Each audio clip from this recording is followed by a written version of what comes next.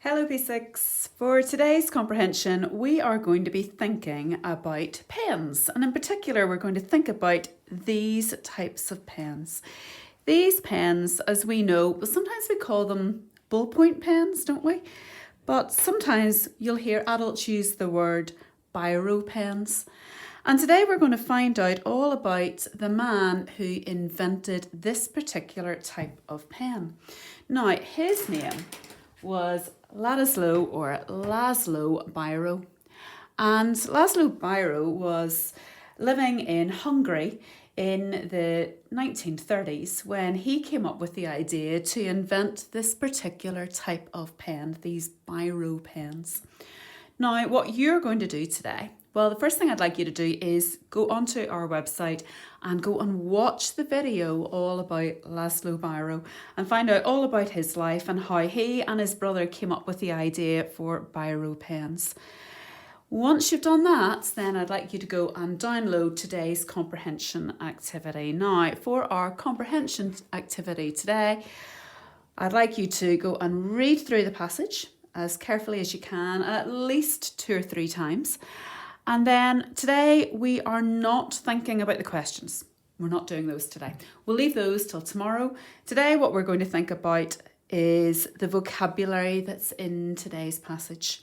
So I want you to read through the passage a couple of times. You've got the main passage, then you've got some extra information about the dates that were included.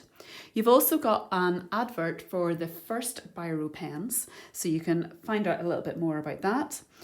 But once you have read through the passage a couple of times and thought about the vocabulary, today's task is all about, well, to start with, you're going to be using your dictionary. Because what I'd like you to do is I'd like you to use your reciprocal reading skills. And first of all, I'd like you to begin by clarifying the meaning of 6 of the words in the passage. So down the side of your page, I have given you 6 separate words, some of the harder words from the passage. And I'd like you to use a dictionary and write down on the page or on your own page what each of these words actually means.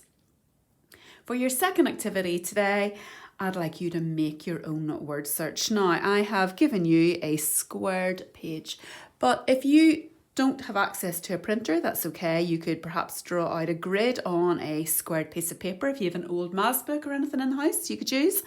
Or if you have a laptop or anything that you could use, perhaps you could draw a table in Microsoft Word and draw out a table to make a word search. Because what I'd like you to do today is go back to the story and pick out about 12 or more of the more interesting words from today's story.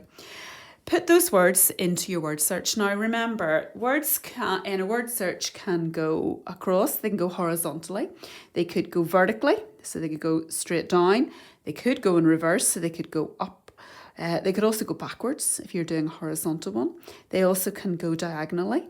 So what I'd like you to do is pick out at least 12 of the more interesting words from today's comprehension and insert them into our grid.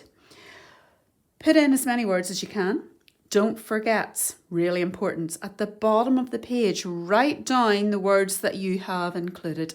So for example, if you did put in the word smudge, don't forget to write the word smudge into your word search.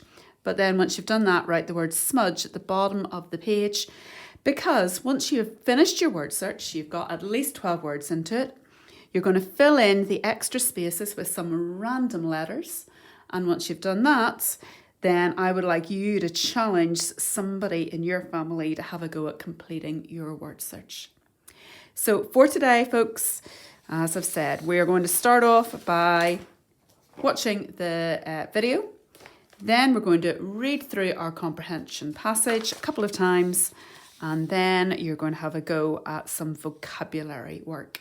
We are not today looking at the answers for the questions. We'll do that tomorrow.